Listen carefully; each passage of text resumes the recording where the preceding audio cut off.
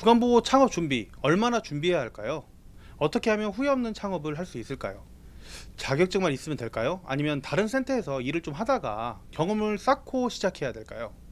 많은 분들이 주간보호센터 창업을 고민하면서 이런 고민들, 이런 질문들을 많이 하십니다.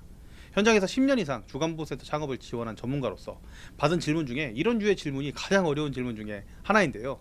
그래도 어려운 것을 풀어드리는 것이 저 천천박사의 사명이겠죠. 바로 시작해 보겠습니다. 주간보호센터 창업, 어떤 유형의 창업자가 성공할까요? 창업자의 성향과 강점에 따라서 주간보호센터 창업 접근 방식이 달라질 수가 있습니다. 제가 임의적으로 4가지 유형으로 한번 나누어 봤습니다. 예비 대표님들께서는 본인이 어떤 유형에 해당하는지 한번 판단해 보세요. 첫 번째, 프로그램을 잘하는 예비 대표님. 이게 프로그램이란 말이 좀 어려울 수 있는데요. 사실 주간보호센터의 꽃은 프로그램입니다. 주간보호센터를 부모님이 이용할 수 있도록 계약하는 것은 보호자님이지만 계속 다닐지 여부를 결정하게 하는 것은 어르신들입니다. 만약 예비 대표님들께서 미술, 음악, 원예, 운동 이런 특화 프로그램들을 하나라도 제대로 할 수가 있고 그 외에 어르신들을 즐겁게 할 수 있는 프로그램들을 우리 기관에 적절하게 배치할 수 있는 능력이 있는 분이라면 꼭 장기형 분야에서 오랜 기간 일한 분이 아니더라도 도전해 볼 만한 가치가 있습니다. 물론 프로그램에만 집중하다가 영업이나 마케팅, 인력 관리, 행정 등을 소홀히 하시면 안 되겠죠. 이런 프로그램 외의 영역에도 기본적인 지식을 갖추시고 공부하시고 직접 하기가 어려운 분들은 직원들에게 업무 분장을 하거나 외주로라도 일을 맡길 수 있는 현명함이 있어야 하겠죠. 두 번째, 상담을 잘하는 예비 대표님. 인간관계를 잘 만들어 나가는 것은 주간보호센터에서 정말 중요한 역할을 합니다. 어르신과 보호자와의 소통에 탁월한 능력을 갖추신 분들은 신뢰관계 구축에 유리합니다. 여러분 한번 생각해 보세요. 우리 부모님을 맡기는데 단순하게 주간보호센터의 환경에만 집중해서 어르신을 맡길까요? 보통은 시설장님이나 대표님이 친절하게 나와서 우리 부모님을, 그리고 우리 부모님이 원하는, 내가 원하는 것을 정확하게 파악을 하고 적절한 서비스를 해주겠다, 혜택을 주는 사람한테, 그리고 믿을 만한 사람한테 맡기게 될 겁니다. 그러니까 여러분이 만약에 공감 능력이 있고 평소에 남의 말을 잘 들어주고 문제를 해결할 수 있는 그런 능력이 있으신 분이라면 도전해 볼 만한 사업이 주간보호센터 사업입니다. 대신 주의할 점은 공감 능력이 아무리 뛰어나더라도 비즈니스 마인드가 부족하신 분이라면 수익성에 문제가 생길 수가 있습니다. 우리 사이에 무슨 본인 부담금이야, 10만원만 좀 깎아줘, 에이 우리 부모님만 좀 이런 서비스 추가로 좀 부탁해, 이런 요구를 받았을 때 너무나도 감정적인 결정으로 좋은 사람이 되려고만 하는 것은 주의하셔야 될 것입니다. 또 상담에 대해서는 뛰어나지만 행정에 있어서는 너무나도 부족하다면 혼자 모든 것을 다 배워서 해결하려고 하지 마시고 행정 업무를 보조할 직원들을 만약에 경력이 적더라도 나이가 어리더라도 채용을 해서 행정 업무도 문제 없게끔 할 수 있으셔야 합니다. 수익을 극대화하는 것도 중요하지만 수익을 지키는 것도 주간보호센터와 같은 국가 지원을 받는 사업에서는 정말 중요한 일이니까요. 세 번째, 행정을 잘하는 예비 대표님. 장기형 보험 청구, 서류 관리, 회계 등 행정 업무에 능숙한 분들은 주간보호센터 창업 고려할 만합니다. 특히 장기형 제도를 잘 이해하고 있다면 수익 관리에 용이한 점이 많겠죠. 이 분야에 있는 분들 중에서는 아무래도 기존의 장기형 기관에서 관리자로 일한 경험이 있는 분들이 아마 많으실 텐데요. 꼭 장기형 제도 안에서 일을 해보시지 않으셨더라도 세무, 회계, 노무 등을 포함하는 행정 업무를 한 경험이 있는 예비 대표님이나 다른 분야 복지제도 안에서 일을 해본 행정 직원분들이라면 주간보호센터 창업 도전해볼 만합니다. 사실 이렇게 행정을 잘하시는 예비 대표님들이 창업할 만하다고 말씀드리긴 하지만 가장 제가 걱정하는 분들, 가장 걱정이 되는 예비 대표님들도 사실 이 분야 대표님들입니다. 행정을 경험해 보신 분들은 주로 서류 그리고 규정 같은 곳에 너무 공부의 오류에 빠지기 쉬우셔야 하는데요. 초기에 영업에 집중하고 어르신 케어에 집중해야 될 시기에 본인이 편한 행정 업무만 하다가 수급자 모집도 늦어지고 서비스 만족도도 떨어지는 경우가 있어서 완벽하려고 하는 생각을 잠시 접어두셔야 됩니다.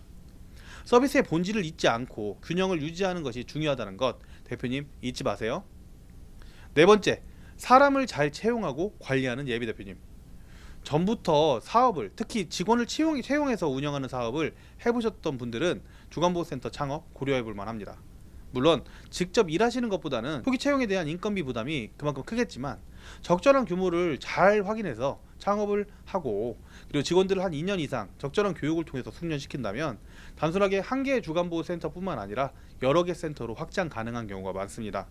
물론 사업을 하다 보면 이 역량은 차차 다른 분들도 다 좋아지시겠지만 이미 직원관리 역량을 가진 분이라면 충분히 주간보호센터 사업도 적응할 수가 있습니다. 대신 주의할 점이 있죠. 모든 것을 다 직원한테만 의존을 하게 되면 직접적인 그 현장에 대한 이해가 부족할 수가 있습니다. 대표님이 창업자로서 기본적인 업무 이해와 현장 감각을 유지를 하면서 전문가에게 적어도 분기나 반기별 한 번 정도 직원 평가 그리고 사업장 평가를 한번 맡겨서 직원들이 제대로 사업을 하고 운영을 하고 있는가 뭐 지속적으로 참고를 좀 해보고 문제가 있으면 해결해 나가는 그런 지혜가 필요합니다. 뭐 예를 들어 뭐 국회의원 모의 평가를 지속적으로 한번 해보시는 거죠. 꼭 저희 국회의원가 아니더라도 체크리스트를 쭉 만들어서 정기적으로 정도 경영이 있는지 확인하시면 좋을 것 같아요. 사실 제가 네 가지 분야로 예비 대표님들 나누어서 설명을 좀 드렸지만 영업을 잘하는 대표님, 환경을 잘 꾸미시는 대표님들께서 이미 가지고 있는 역량을 잘 활용을 하면서 내가 부족한 부분이 뭔지 알고 적절히 위임하는 능력을 가지면서 주간보호센터 창업을 고민하신다면 아마 하셔도 된다 이렇게 말씀을 드릴 것 같습니다. 단 이런 대표님들은 창업을 하시면 안 된다고 봅니다. 첫 번째, 그냥 내가 가진 예산에 맞춰서 주간보호센터를 창업하겠다고 생각하시는 분들. 두 번째, 영업 마케팅에 대한 이해도 없고 열정도 없고 투자할 생각도 없는 분들. 세 번째, 기관 환경 투자 하나도 안 하고 그냥 대충 법적인 기준만 맞추려고 하시는 분들. 설명을 좀 드릴게요. 내가 가진 예산에 맞춰서 창업하는 것이 위험한 이유는 주간보호센터는 수익이 나는 구조가 딱 정해져 있기 때문입니다. 그 구조는 제가 여러 번 유튜브 영상으로도 올려드렸고 여러분들이 꼭 공부를 해보셔야 됩니다. 제가 여기서 많이 언급하진 않을게요. 내가 지금 그냥 가진 돈이 부족한데 단순히 주간보호센터를 내가 가진 돈에 딱 맞춰가지고 그냥 창업을 한다?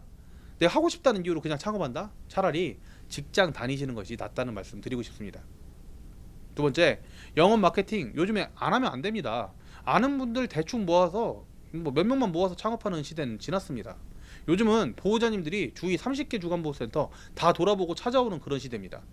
사업을 시작하기 전부터 이 영업 그리고 마케팅 전략도 좀 짜보고 돈은 얼마나 들어갈지 어느 정도 강도로 우리가 이걸 진행을 할지 모두 생각하고 좋은 전략으로 우리를 알려야 성공할 수 있습니다.